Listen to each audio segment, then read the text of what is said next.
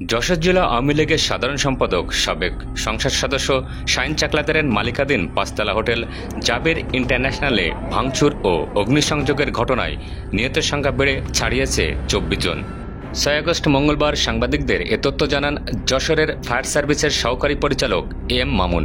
তিনি বলেন, জাবের হোটেলে অগ্নিকাণ্ডের ঘটনায় এ পর্যন্ত 24 জনের মরদেহ উদ্ধার করা হয়েছে। 5 আগস্ট মঙ্গলবার বিকেল 4টার দিকে শহরের চিত্তার মোড়ে অবস্থিত 14 তলা ওই হোটেলে অগ্নিসংযোগের ঘটনা ঘটে। অগ্নিকাণ্ডের ঘণ্টাখানেক পর একটি হেলিকপ্টার দিয়ে বেশ কিছু আটকে পড়া মানুষকে উদ্ধার করা হয়। পরে আগুন কিছুটা নিয়ন্ত্রণে এলে 14 তলা বিশিষ্ট হোটেলটির বিভিন্ন ফ্লোর থেকে একের পর এক মরদেহ উদ্ধার করা হয়।